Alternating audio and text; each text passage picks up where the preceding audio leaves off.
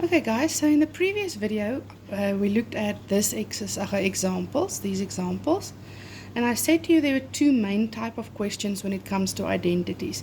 One, simplify the expression, and the second one that we'll do in this video is to prove the identities of the identities. So now you can go to page 9. Page 9 looks like this. And there's two examples that I'll quickly do with us. Now you can do it on this page. There should be more than enough space, but I'm going to do it on this page. I think it just works better with my video and stuff if I can do it on a page like this. When it's an expression, you will not have an equation sign in the middle. So you'll have something like this and they'll just say simplify. But with an equation, when they say prove the identity, you are kind of aiming to prove this side equal to this side. So you're going to work with the left-hand side of an identity. So basically with this, we are going to break it up. We're going to break it up into a left-hand side, and then we're going to work with our left-hand side to try and get the same answer as the right hand side.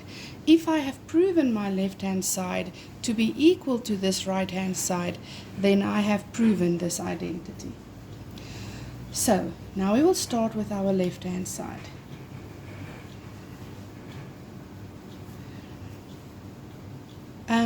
Currently I can't say that 1 minus sin is cos, because this is supposed to be a squared identity. That must be a squared. And currently it's not, and you can't just add a square. But I can multiply with 1, and this 1 I'm going to multiply with cos over cos. I hope you can agree that cos over cos is 1, so I haven't changed this expression. Now on top I'm going to have cos multiplied by 1 minus sin x, and at the bottom I'm going to have cos squared. Cos times cos, right? Now please don't cancel this and that, because then I'm back to where I was. Then I've accomplished nothing. What I am going to do is I'm going to change, look at what I want to get. I want to get 1 plus sin. The only thing I can do to take it from cos to sin is to use my squared identity. So the top I'm going to leave it as it is, because I want a cos x. So if I can have this thing cancelled, I'm on my way there. At the bottom, I'm going to change my cos squared into 1 minus sin square.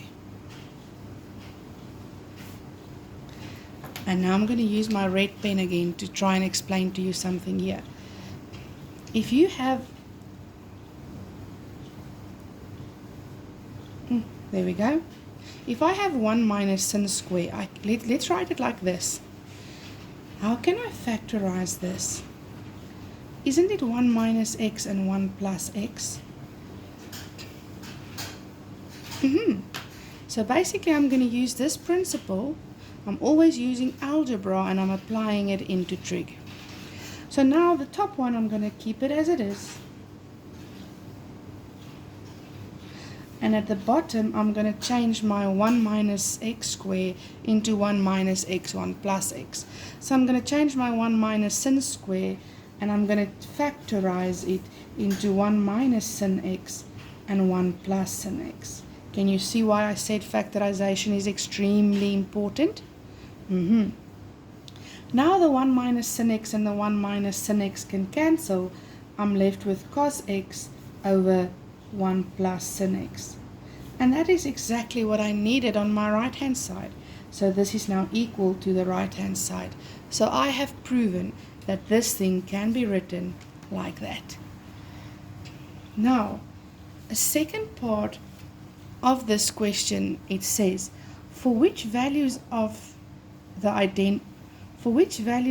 x will the identity be invalid? When will this identity be invalid? When will it not be able to work? If my cos x is 0. If cos x is 0, this thing will be invalid. When will cos be 0? Now if you think about your cos graph quickly, 0, 90, 180, 270. So the moment x is 90 or the moment x is 270, x cannot be 90, x cannot be 270, because then this thing will be undefined. Okay, I'll quickly do the second one for us.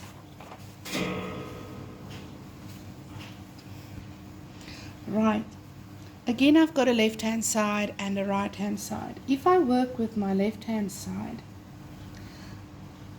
and forget about the right hand side for a minute, I'm going to work with the left hand side and I want to get my LCD.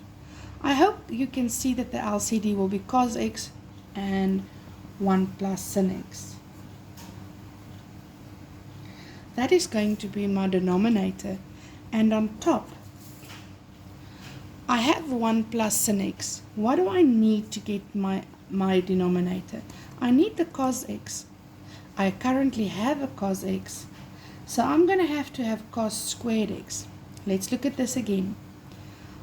At my denominator, what do I need to get this? I need the cos x. So this cos x multiplies with that cos x, and that's why I get cos squared x. Let's look at the second one. I have 1 plus sin x. Look at my denominator. I have cos x. What am I shorting? I need this one. So I need to multiply this with what I have on top. I'm just going to put a square. If you wanted to rather put another bracket like that, so be it. I'm just putting my square. Okay. I am not going to multiply this bracket out. Look where I want to go. I want this to be able to cancel out somehow. So I'm going to keep my denominator as it is.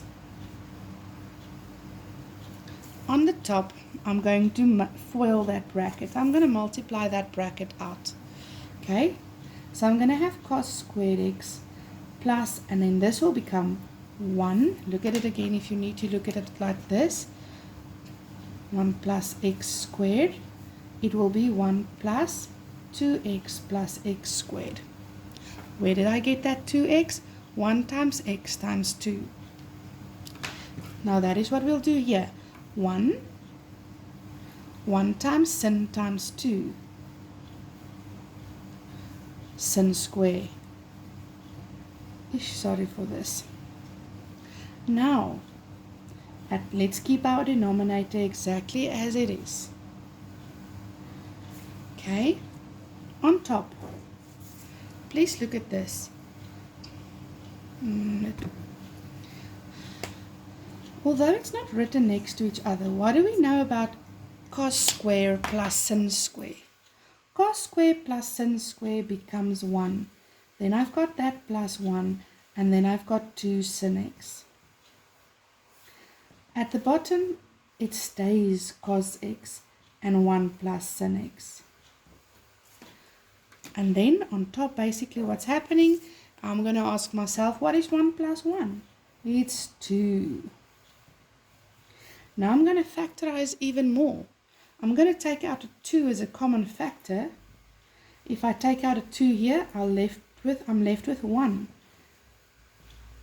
If I take out that 2, I'm left with a sin x. And this will all be on the denominator that I've been having for quite a while now. Now this bracket and this bracket, they are the same. That's why they can cancel. And I'm left with 2 cos x, 2 over cos x. And that is exactly what my denominator should be, what my right hand side should be. So now I have proven that my left hand side is equal to my right hand side. They also asked me what will make this identity undefined. Okay, I'm just going to move this up. When will this identity be undefined? If this denominator is 0. In other words, if sin x is minus 1. Think about your sin graph. Where is sin x minus 1? So x cannot be 270. Another place where this graph will be undefined is if cos x is 0. Think about your cos graph. Sorry, this was sin. I'm sorry. There is sin, but it is 270. Okay? Then my cost graph, where will cost be 0? At 90 and at 270. So x cannot be 90, or x cannot be 270. Okay, not 270, and it cannot be 90 or 270. It means it's a limitation. It would make this question or this identity be undefined.